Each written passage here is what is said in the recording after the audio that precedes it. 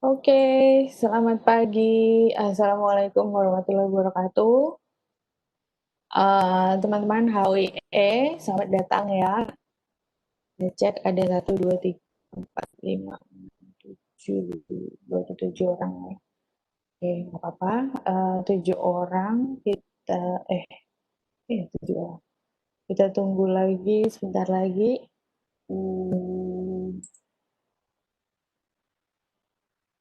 Mungkin 2-3 menit lagi ya. Siapa tahu ada yang join. Gimana, sehat semua ya? Saya dengar kabarnya di Indonesia penyebaran COVID-nya semakin gila-gilaan ya. Memang waktu itu ada yang bilang kalau peak-nya itu September. Jadi September Oktober itu peak di Indonesia. Jadi kita tetap siap-siap. Oke. Sorry, ini ngecek. Tadi screen share bisa kelihatan ya? Bisa, Bu. Oke. Suaranya juga kedengeran ya, ada audio, ada musiknya kedengeran ya.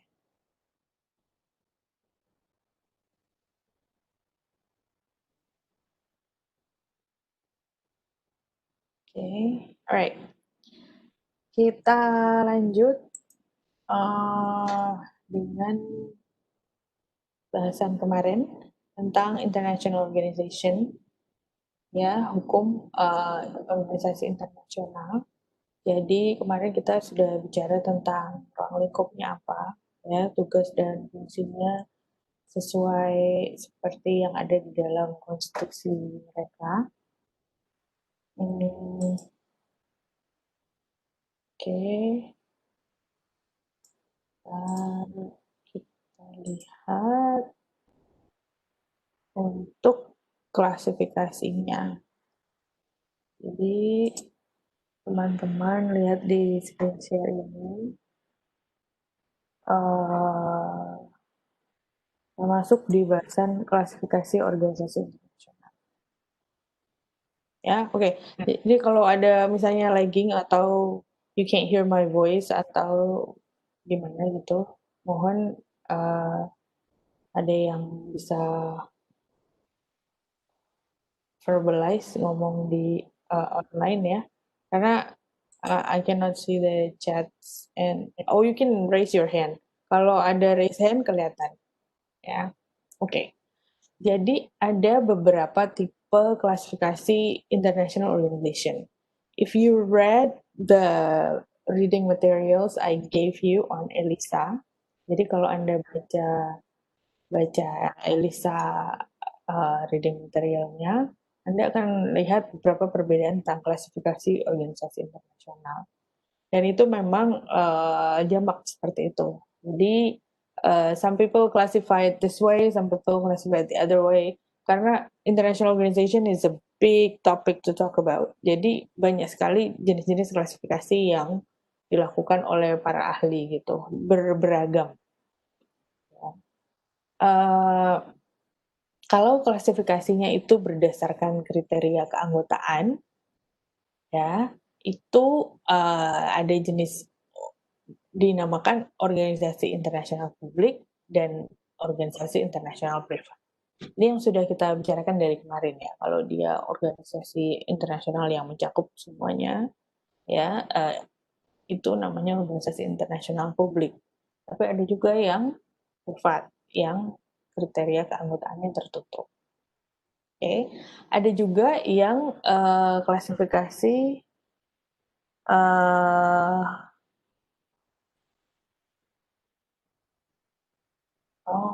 oke, wait. Ada juga yang klasifikasinya itu berdasarkan sistem keanggotaan. Jadi bukan kriteria keanggotaan, melainkan sistem keanggotaan. Ya, dia namanya organisasi internasional universal dan organisasi internasional tertutup. Ya, kita lihat kalau organisasi internasional universal itu meliputi seluruh penjuru dunia dan beroperasi di semua bagian dunia, ya, untuk terwujudnya universalitas. Jadi contohnya apa ya? Contohnya PBB lah, organisasi internasional yang universal yang sampai sekarang masih ada. Organisasi internasional yang timbul karena keperluan pokok dan dirasa memang diperlukan oleh seluruh anggotanya. Jadi if you read the reading, you probably understood, Anda sudah mengetahui bahwa organisasi internasional PBB itu adalah turunan ya atau keberlanjutan dari yang sebelumnya organisasi internasional namanya LBB, Liga Bangsa-Bangsa. Jadi Liga Bangsa-Bangsa itu terpaksa berhenti karena anggota-anggotanya pada keluar, gitu. Mereka resign dikarenakan mulainya Perang Dunia Pertama, kemudian dilanjutkan dengan Perang Dunia Kedua. Negara-negara anggotanya tuh merasa loh ngapain kita punya organisasi ya? When you uh, you-nya as international organization ya, you cannot do anything about it gitu. Hanya mengatur tapi nggak bisa mengatur anggotanya sendiri gitu. Akhirnya LBB dibubarkan dan kemudian muncullah PBB. Nanti itu kita masuk ketika kita bicara tentang establishment and dissolution of international organization, tentang pembuatan, peresmian dan penutupan organisasi internasional. Jadi organisasi internasional itu yang universal, dia bentuknya bersifat heterogen dan dibentuk oleh pemerintah yang mempunyai pandangan politik yang berbeda-beda. Ya, berasal dari berbagai kebudayaan dengan tingkat perkembangan yang berbeda-beda. Oke. Next.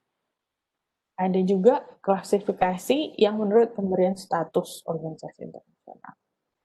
Misalnya organisasi antar pemerintah, organisasi supranasional, ya itu karena dia memang statusnya berbeda-beda di dalam pemerintah. Kemudian ada juga klasifikasi yang menurut lingkup fungsi yang dilaksanakan, yaitu organisasi internasional fungsional dan organisasi internasional umum atau politik. Ya, nanti kita bahas pelan-pelan satu persatu dan kalau bisa ada contohnya kita bicarakan contohnya gitu ya. Tapi sampai sini ada pertanyaan atau belum?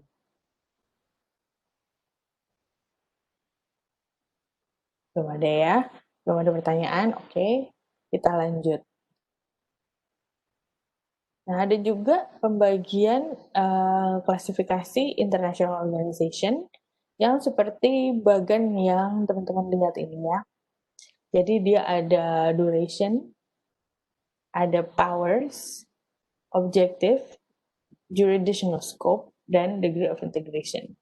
Jadi ini pembagiannya Pak Schwarzenberger ini, George Schwarzenberger ini justru berdasarkan kriteria yang ada di dalam I.O. itu sendiri. Ya, durationnya itu jangka waktunya dia. Apakah I.O. ini ad hoc, sementara, ya profesional, atau permanen? Ya, kalau berdasarkan jangka waktu. Kalau berdasarkan powers atau kekuasaan dia, apakah dia memiliki comprehensive power yang menyeluruh atau non-comprehensive power, ya, yang tidak menyeluruh.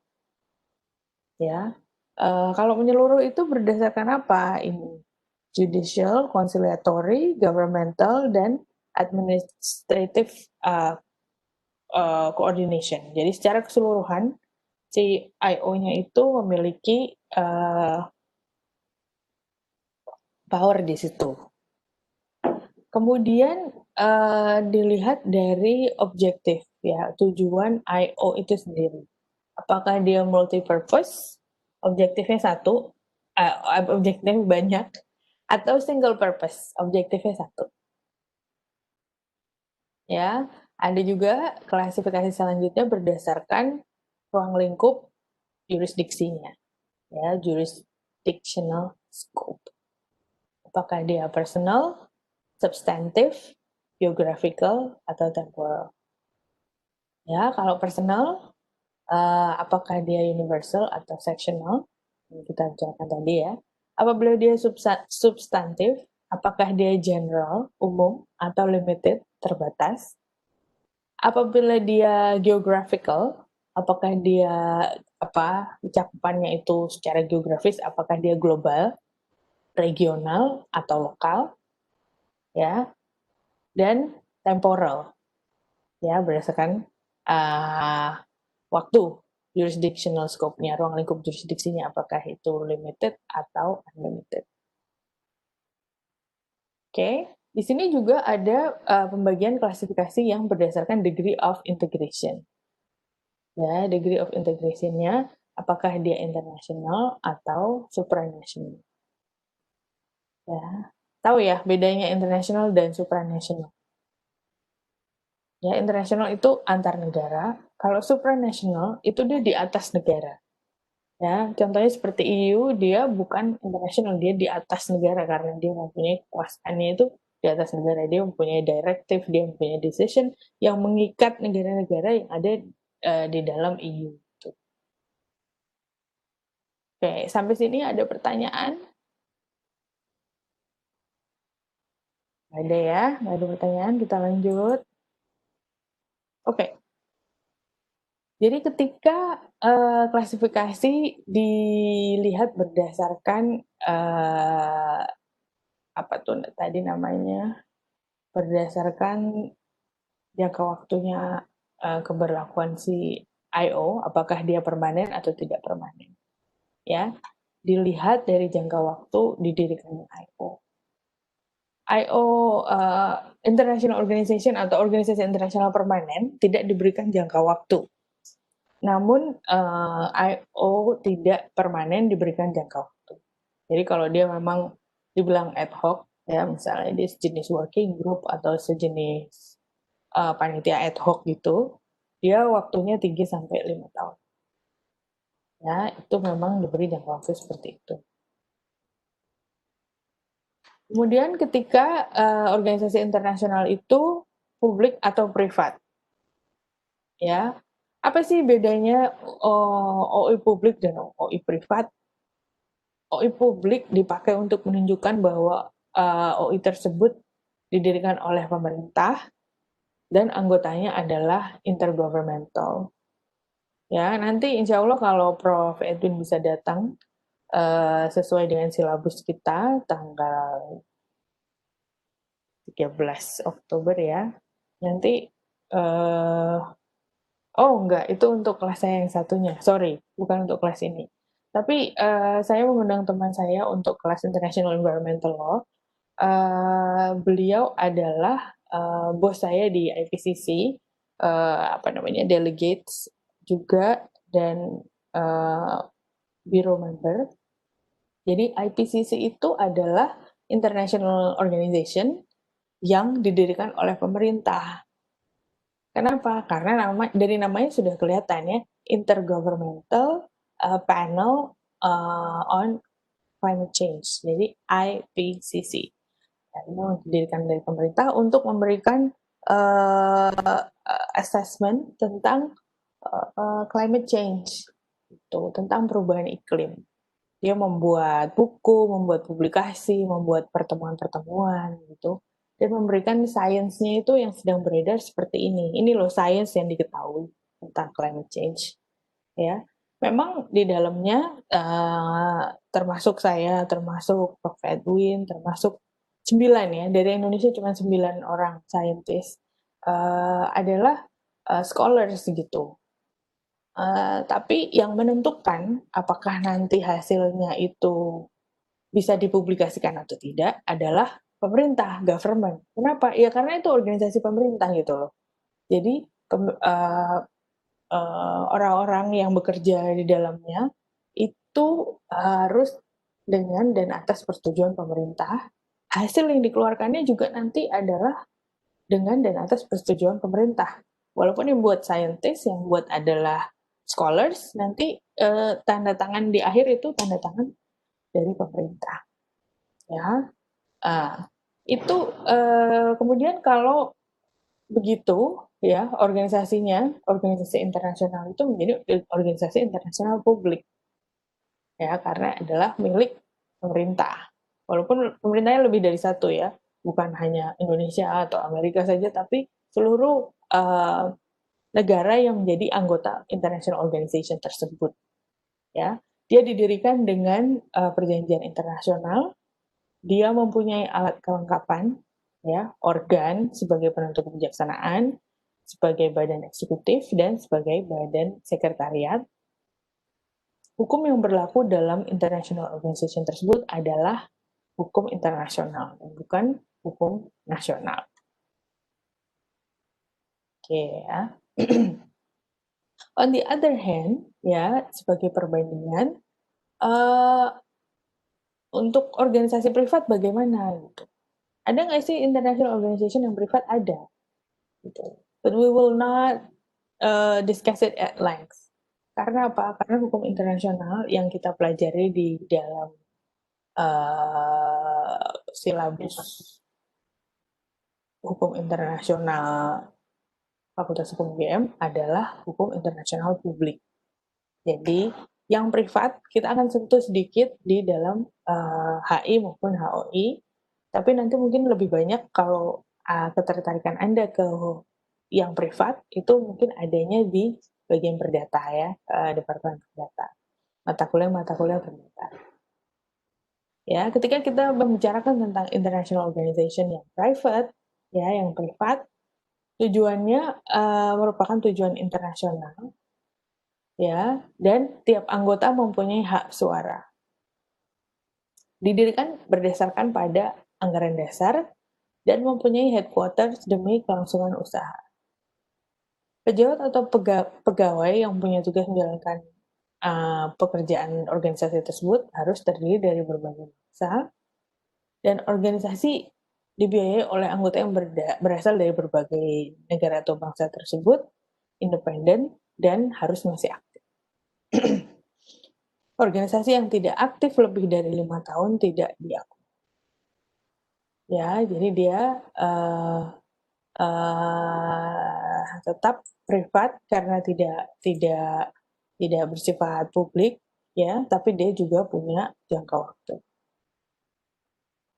Oke. Selanjutnya, bila didasarkan keanggotaan, ya, klasifikasi berdasarkan membership.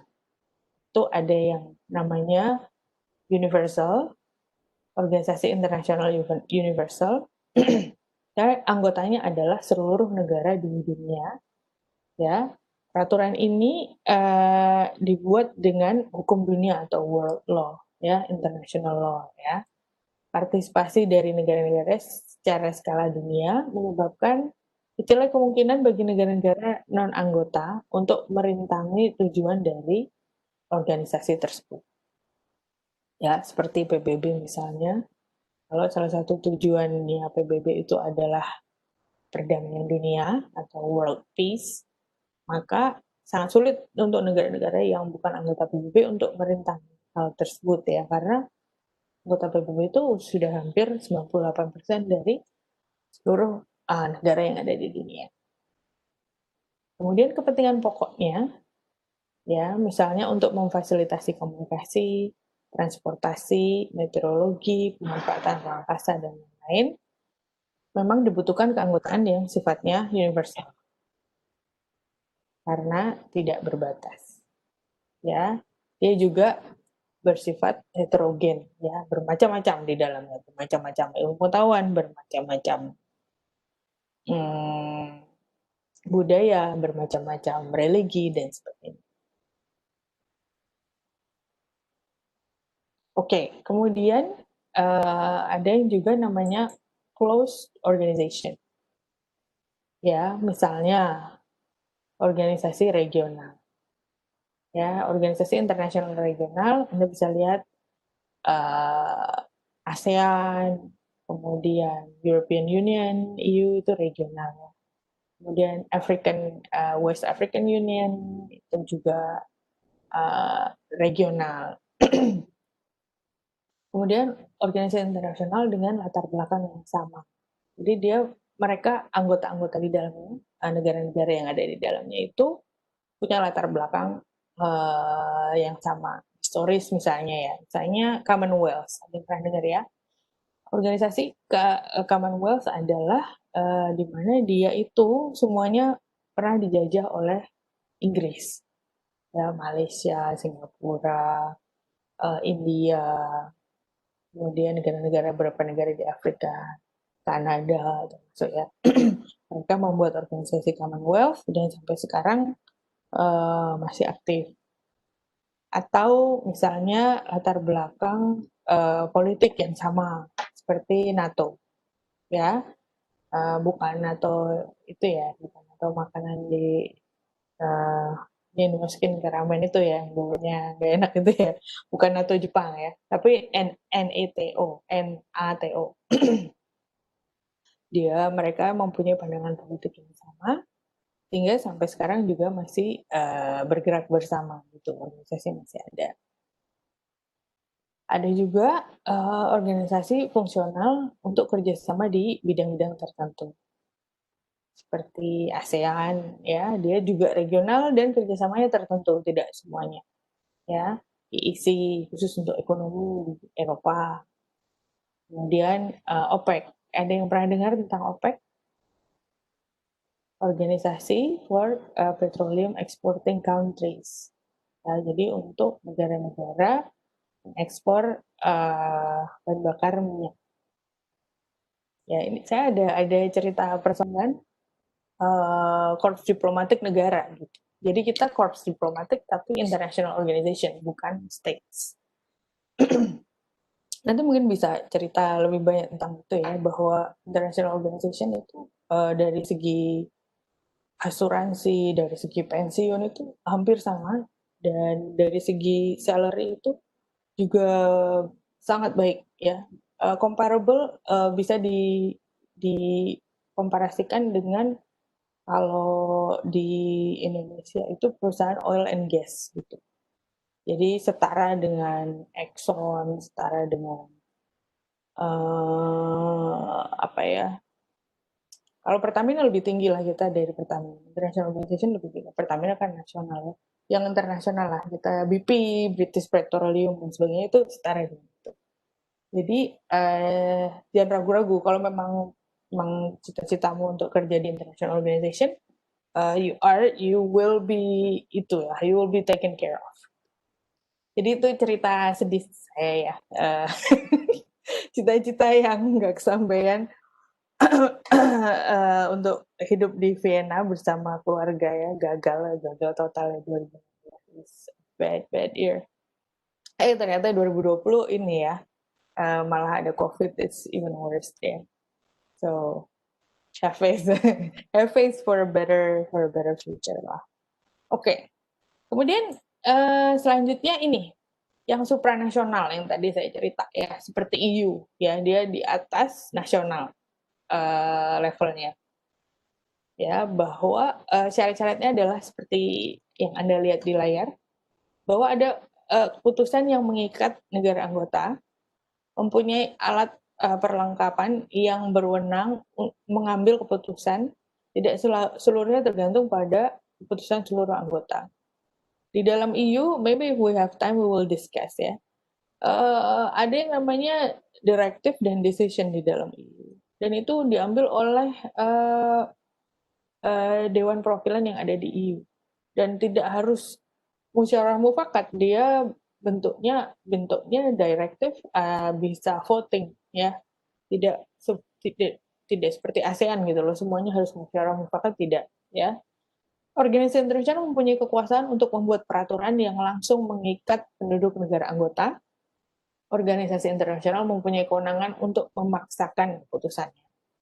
Jadi harus dilakukan oleh negara-negara anggota, bersifat otonom secara keuangan, ya, penarikan diri secara unilateral tidak mungkin. Mungkin ada teman-teman yang mendengar tentang Brexit, ya, British exit from the EU, ya kan? Mereka sudah ingin keluar sejak 2000, bikin referendum bahkan ya, referendum ingin keluar sejak 2018, ya, akhir 2018 awal 2019 if I'm not mistaken. Terus tapi karena ada klausul di dalam konstitusi pendirian EU bahwa harus ada syarat-syarat yang harus dipenuhi oleh negara yang ingin keluar, ya. Jadi penarikan mereka secara unilateral tidak mungkin dan pasti harus dipenuhi sampai dengan tahun ini ya. Tahun 2020 nih harusnya Brexit memenuhi semua persyaratan yang diminta untuk EU untuk keluar. Walaupun kemudian terus masih dipertanyakan juga, jadi nggak sih nih Brexit keluar gitu.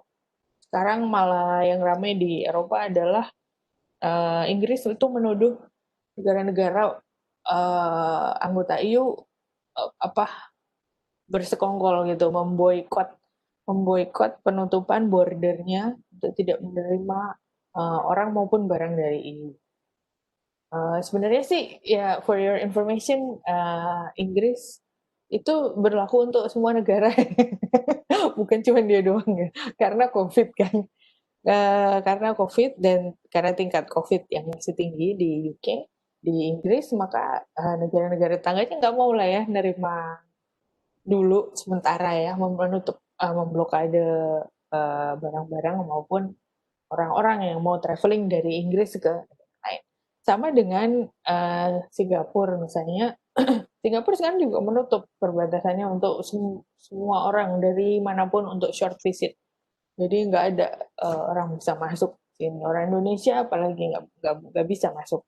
Walaupun dia sehat dan sebagainya, kita tidak bisa ya. Karena memang keadaan sedang emergency ya, darurat gitu. Jadi ya macam-macam lah ya.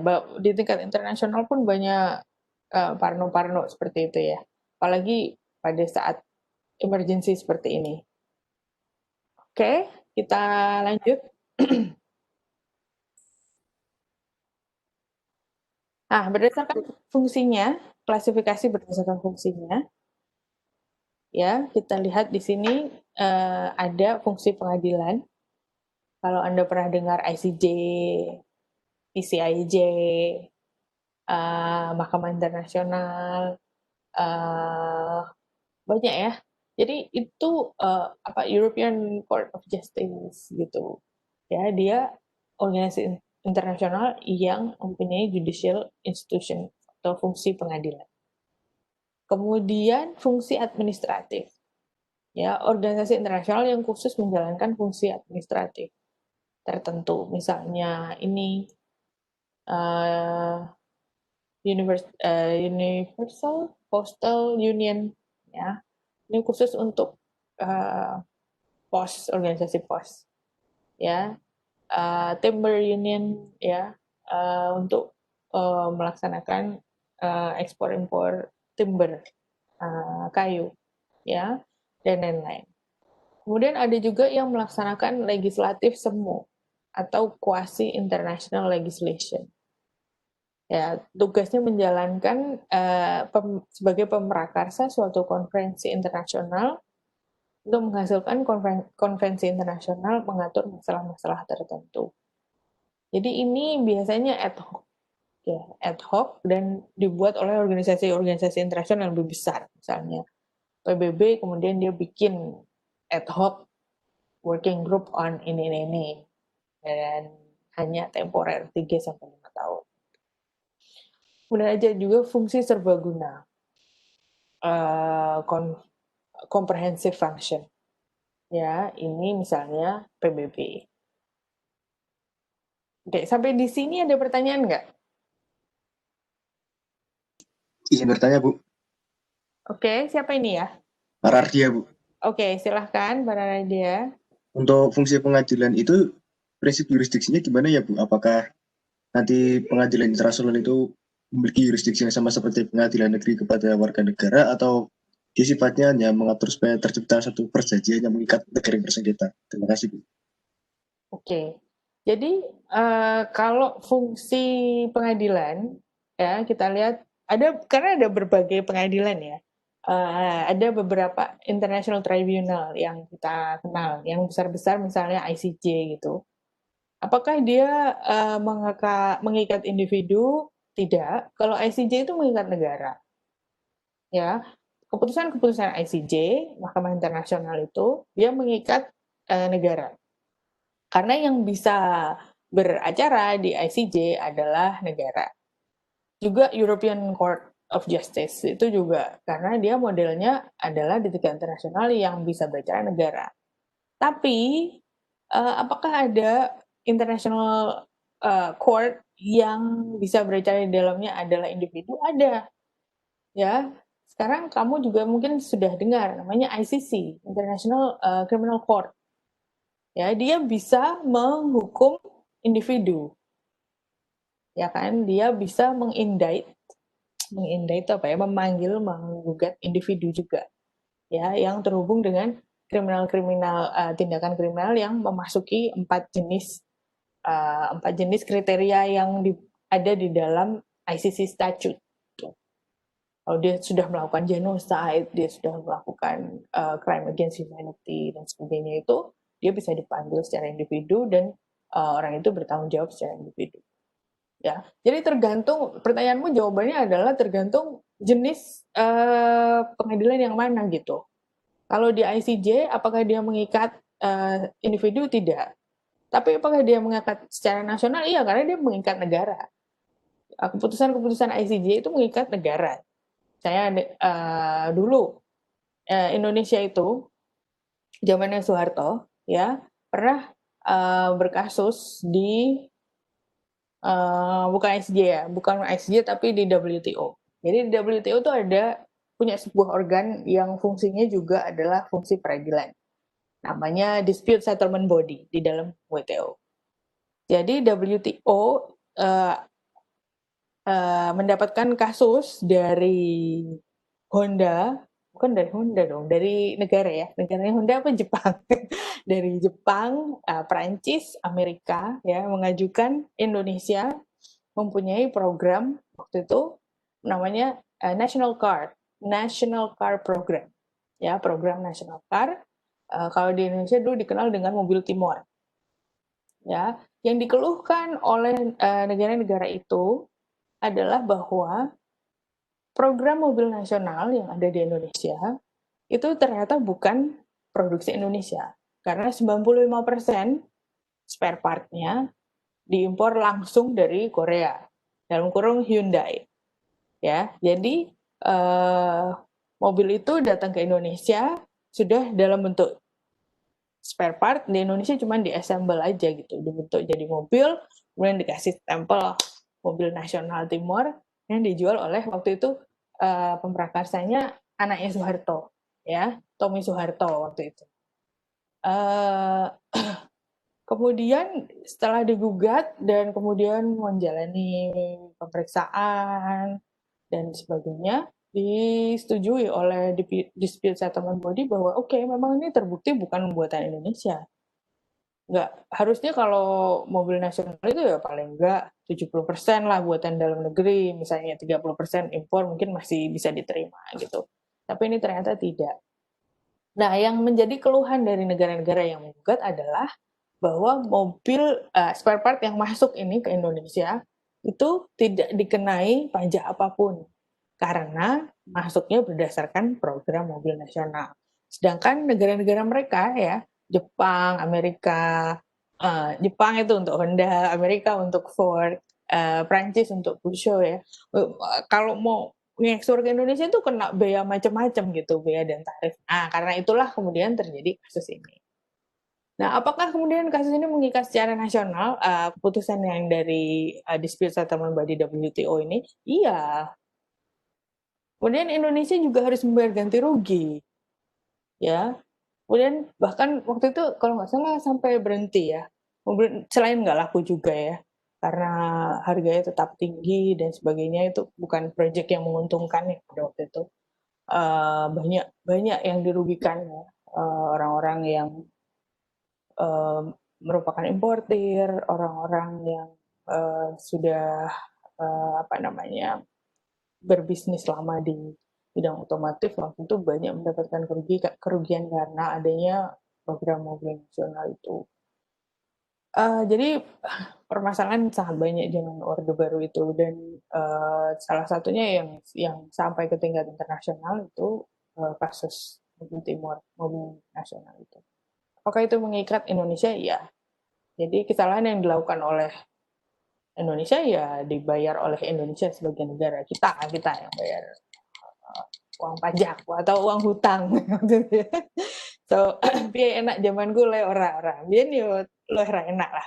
Karena begitu banyak apa ya, ruwet gitu loh pakai zaman Oke. Jadi apakah itu mengikat kepada negara-negara? Iya.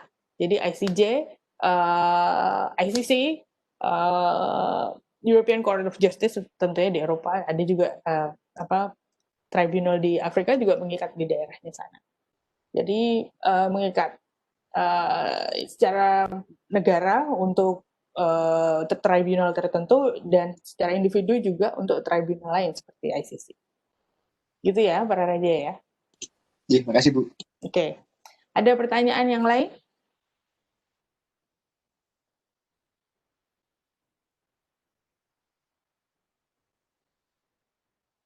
Oke.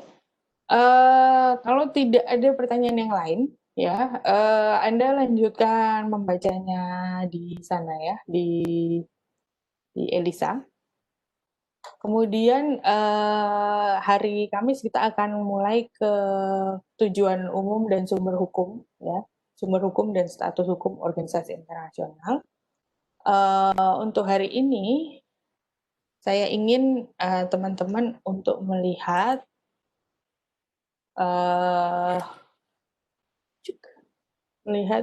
klip dari PBB ya untuk food for thought gitu biar nggak terlalu muntah-muntah karena kita kerjaannya kuliah online. Oh, why the movies didn't get in here? OneDrive. Bentar ya, saya cariin dulu.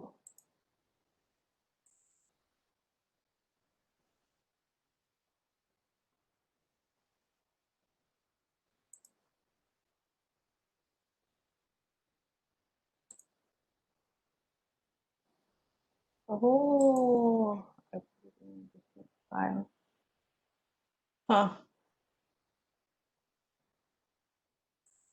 ini dia. Jadi ini short clip tentang pidatonya Malala Yousafzai. Ya, yang saya bilang kemarin itu. Jadi dia itu anak kecil. Waktu dia ditembak itu umurnya mungkin sekitar 10 atau 11 ya. Jadi sebelum ditembak, Malala itu sudah menjadi suara di Pakistan. Karena dia anak kecil perempuan yang menginginkan perempuan untuk bisa bersekolah di negaranya, itu di Pakistan. Anda bisa bayangkan ya, kalau di Indonesia pada malas ya, bahkan cewek-cewek pada malas sekolah, pengen tidur aja gitu. Si Malala itu saking pengennya sekolah, dia pidato kesana sini sekolah tentang anak-anak perempuan yang harus sekolah. Tapi karena rezimnya di sana itu tidak menyetujui anak perempuan harus sekolah, jadi pada suatu saat dia sedang berangkat sekolah, didatangi oleh sekelompok orang dengan senjata ya, Taliban ya, kemudian ditembak kepalanya si Malala. Tapi mungkin karena memang belum waktunya Malala untuk mati, dia bisa diselamatkan. Dibawa ke rumah sakit di Pakistan, kemudian karena kasusnya, ya namanya juga orang ketembak di bagian otak ya, kasusnya semakin parah, kemudian dikirim ke Inggris untuk disembuhkan. Jadi ini pidato yang Malala di depan PBB setelah Today, sembuh. it is an honor for me to be speaking again after a long time. Being here with such honorable people is a great moment in my life. And it's an honor for me that today I'm wearing a shawl of Benazir Bhutto Shaheed. I don't know where to begin my speech. I don't know what people would be expecting me to say. But first of all, thank you to God, for whom we all are equal. And thank you to every person who has prayed for my fast recovery and a new life. I cannot believe how much love people have shown me. I have received thousands of good wish cards and gifts from all over the world. Thank you to all of them. Thank you to the children whose innocent words encouraged me. Thank you to my elders whose prayers strengthened me. I would like to thank my nurses, doctors, and the staff of the hospitals in Pakistan and the UK, and the UAE government, who have helped me to get better and recover my strength. I fully support Mr. Ban Ki-moon, the Secretary General, in his Global Education First initiative, and the work of the UN Special Envoy, Mr. Gordon Brown, and the respected President, General Assembly, Wok Yaramich. I thank all of them for their leadership that they continue to give. They continue to inspire all of us to action. Dear brothers and sisters, do remember one thing. Malala Day is not my day. Today is the day of every woman, every boy, and every girl who have raised their voice for their rights. There are hundreds of human rights activists and social workers who are not only speaking for their rights, but who are struggling to achieve their goal of peace, education, and equality. Thousands of people have been killed by the terrorists, and millions have been injured. I'm just one of them. So here I stand. One girl among many. I speak not for myself, but for those without voice can be heard. Those who have fought for their rights. Their right to live in peace. Their right to be treated with dignity. Their right to equality of opportunity. Their right to be educated. Dear friends, on the 9th of October 2012, the Taliban shot me on the left side of my forehead. They shot my friends too. They thought that the bullet would silence us, but they failed. And out of that silence came thousands of voices. The terrorists thought that they would change my aims and stop my ambitions. But nothing changed in my life except this. Weakness, fear, and hopelessness died. Strength, power, and courage was born.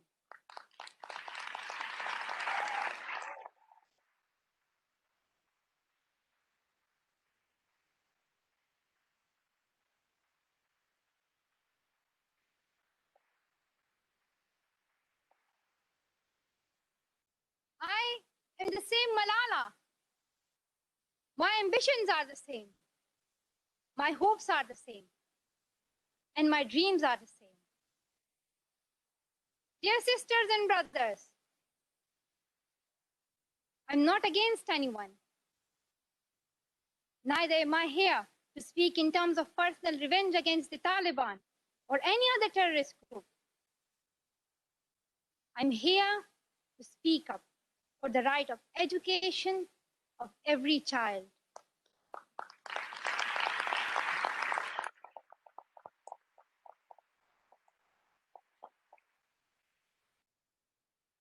education for the sons and daughters of the Taliban and all the terrorists and extremists. I do not even hate the Talib who shot me.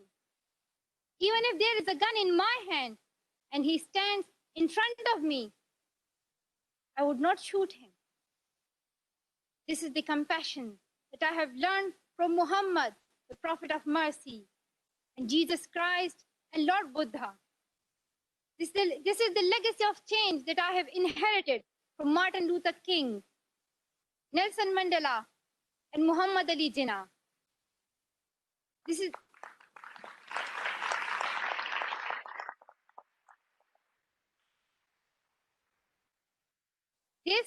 the philosophy of non-violence that I have learned from Gandhiji, Bacha Khan, and Mother Teresa. And this is the forgiveness that I have learned from my father and from my mother. And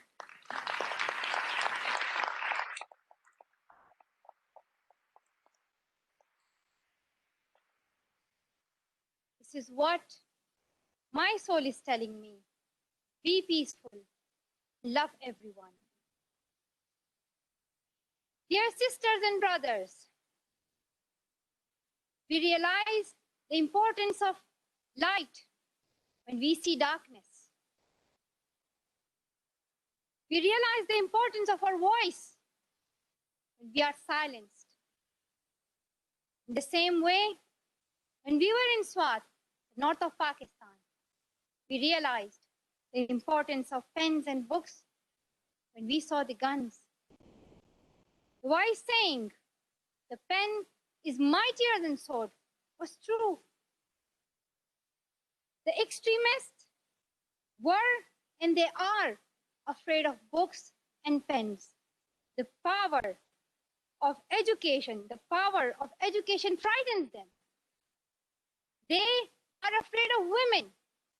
The power of the voice of women frightens them. And that is why they killed 14 innocent students in the recent attack in Quetta. And that is why they killed female teachers and polio workers in Khyber Pakhtunkhwa.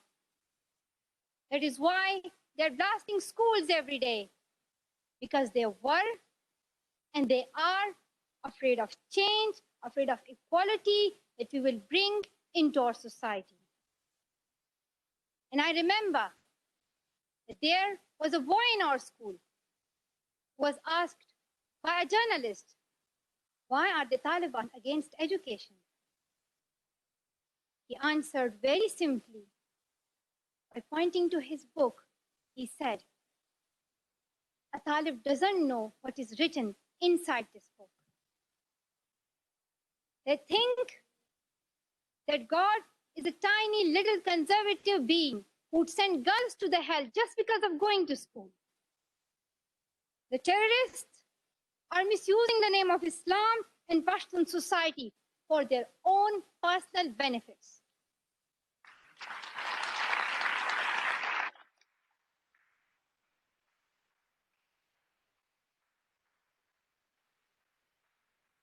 Pakistan is a peace-loving democratic country. Pashtuns want education for their daughters and sons. And Islam is a religion of peace, humanity, and brotherhood. Islam says it's not only each child's right to get education, rather it's their duty and responsibility. Honorable Secretary General, peace is necessary for education. In many parts of the world, especially Pakistan and Afghanistan, terrorism, wars, and conflicts stop children to go to their schools. We are really tired of these wars. Women and children are suffering in many ways in many parts of the world. In India, innocent and poor children are victims of child labor. Many schools have been destroyed in Nigeria. People in Afghanistan have been affected by the hurdles of extremism for decades. Young girls have to do domestic child labor and are forced to get married at early age. Poverty, ignorance, injustice, racism, and the deprivation of basic rights are the main problem faced by both men and women. Dear fellows, today I'm focusing on women's rights and girls' education because they are suffering the most. There was a time when women social activists asked men to stand up for their rights, but this time we will do it by ourselves.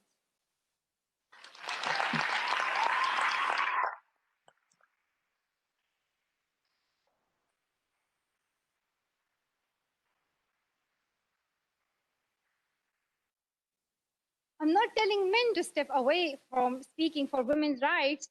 Rather, I'm focusing on women to be independent, to fight for themselves.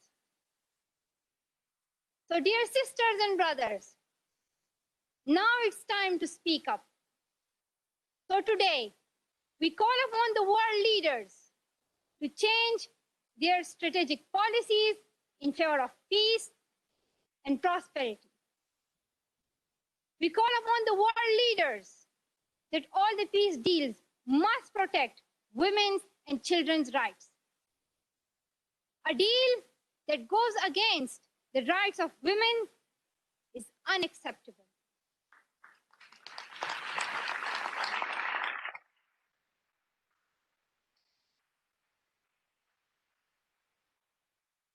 We call upon all governments to ensure free compulsory education all over the world for every child.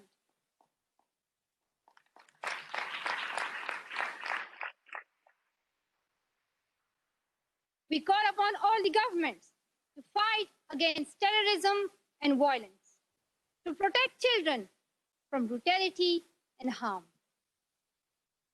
We call upon the developed nations to support the expansion of educational opportunities for girls in the developing world. We call upon all the communities to be tolerant, to reject prejudice based on caste, creed, sect, color, religion, or gender, to ensure freedom and equality for women so that they can flourish. We cannot all succeed when half of us are held back. We call upon our sisters around the world to be brave, to embrace the strength within themselves and realize their full potential. Dear brothers and sisters, we want schools and education for every child's bright future. We will continue our journey to our destination of peace and education. No one can stop us.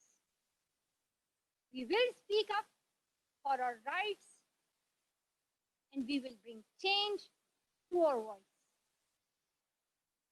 We believe in the power and the strength of our words. Our words can change the whole world because we are all together, united for the cause of education. And if we want to achieve our goal, then let us empower ourselves with the weapon of knowledge. And let us shield ourselves with unity and togetherness. Dear brothers and sisters, we must not forget that millions of people are suffering from poverty, injustice, and ignorance. We must not forget that millions of children are out of their schools. We must not forget that our sisters and brothers are waiting for a bright, peaceful future. Let us wage a global struggle against illiteracy, poverty, and terrorism. Let us pick up. Let us pick up our books and our pens. They are our most powerful weapons. One child, one teacher, one book, and one pen can change the world. Education is the only solution. Education first. Thank you.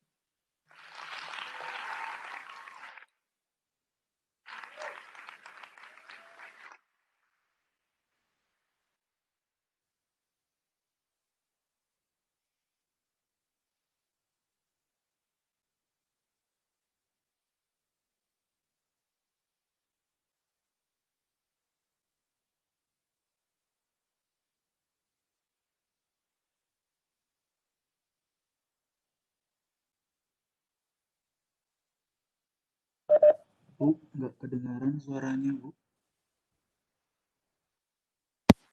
Halo, kedengaran? Oke, ya. Saya tadi ngomong bahwa Malala pada saat speech itu umurnya baru 16 tahun. Jadi sudah ditembak dan sebagainya itu umurnya 16 tahun. Tahun 2016 speech-nya itu. Mungkin dia seumuran ya dengan kalian, mungkin agak lebih tua sedikit. Tapi pada saat speech-nya itu dia umurnya segitu. Oke, baik. Kita lanjutkan hari Kamis. Teman-teman semua, stay healthy. Nanti PowerPoint-nya akan saya upload setelah kebaca semua dalam satu file ya. Nanti akan saya taruh di Elisa. Dan recordingnya ini saya upload di YouTube. Jadi kalau ada yang nggak masuk, nanti linknya saya kasih di YouTube supaya teman-teman yang mau mengikuti, misalnya mau mengikuti, udah ada gitu recordingnya. Baik, dengan itu kita tutup pertemuan kita. Sampai jumpa hari Kamis. Wassalamualaikum warahmatullahi wabarakatuh. Bye, stay healthy ya. Waalaikumsalam, Bu. Terima kasih. Sampai ketemu Kamis. Bye-bye.